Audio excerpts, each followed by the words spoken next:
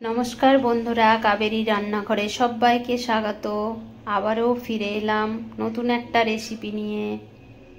আজকে আমি বানাবো সাবুর রসমালাই। সাবুদানাটা আমি একটা বাটির মধ্যে নিয়ে গরম জল দিয়ে ভিজিয়ে নেব। জলটা খুব বেশি গরম করে নিই, উষ্ণ গরম করে নিয়েছি। এবার ভিজিয়ে নেব।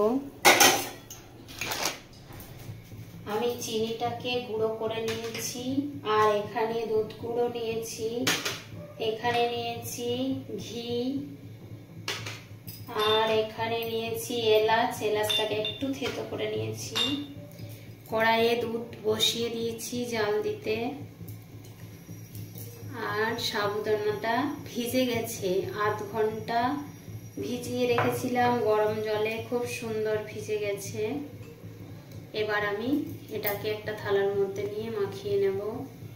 একটা থালা নিয়ে নিয়েছি, ওর মধ্যে প্রথমে সাবুদানাটা দিয়ে দেব। এরপর নারকেল কোড়াটা দিয়ে দেব।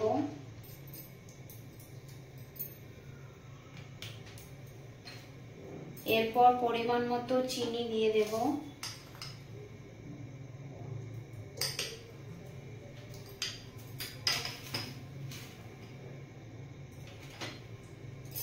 এরপর দেব দুধ গুঁড়ো।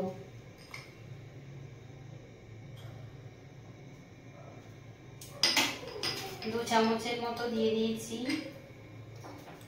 আর দেব ঘি। ঘিটা দিয়ে দিলাম। এরপর বেশ ভালো করে মাখিয়ে নেব সব একসঙ্গে।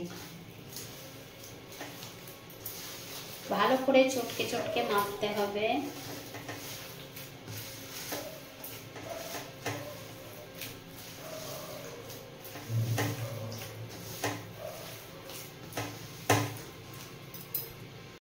বেশ ভালো করে মাখিয়ে নিয়েছি, একটা ডো মতো তৈরি করে নিয়েছি। এবার হাতের মধ্যে একটু ঘি নিয়ে এবার মিষ্টির শেপে রেডি করে নিতে হবে, গোল গোল করে।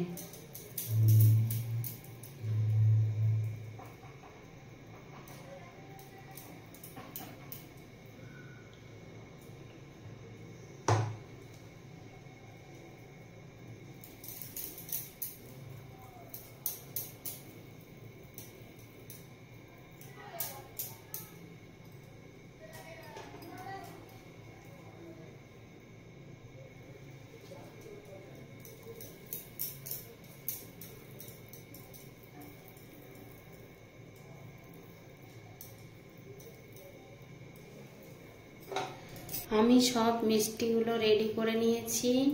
এদিকে দুধটা ফুটিয়ে ঘন করে নিয়েছিলাম। এর মধ্যে থেতো করে রাখা এলাচটা দিয়ে দেব।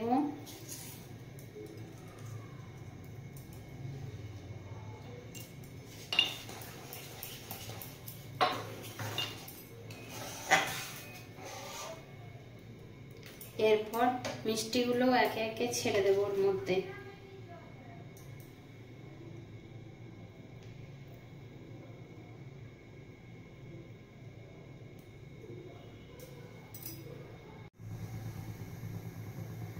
মিষ্টিগুলো সব এর মধ্যে দিয়ে দিয়েছি। এবার হালকা করে নাড়িয়ে নেব।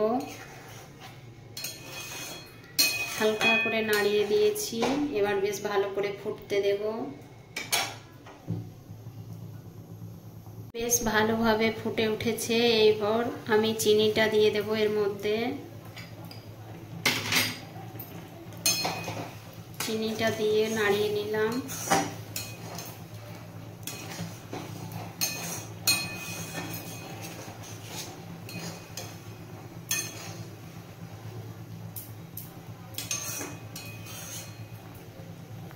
এরপর আমি এর মধ্যে একটু কনডেন্স মিল্ক দিয়ে দেব। কনডেন্স মিল্কটা দিলে বেশ টেস্ট হয় খেতে। আমি যেরকম করে বানালাম সেরকম করে একবার বানিয়ে দেখবেন, খেতে কিন্তু খুব সুন্দর হয়, খুবই ভালো লাগে খেতে। সাবুদানার রসমালাই আমার রেডি হয়ে গেছে। আমি এবার একটু উপর থেকে 2-4টা কেশর ছড়িয়ে দেব। তারপর মিশিয়ে নেব।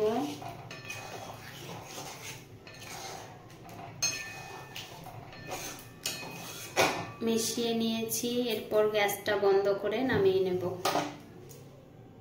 আমি নামিয়ে নিয়েছি। সাবুদানার রসমালাই আমার রেডি হয়ে গেছে। প্লিজ আমার ভিডিওগুলো যদি আপনাদের ভালো লেগে থাকে তাহলে লাইক, শেয়ার, সাবস্ক্রাইব, কমেন্ট করবেন।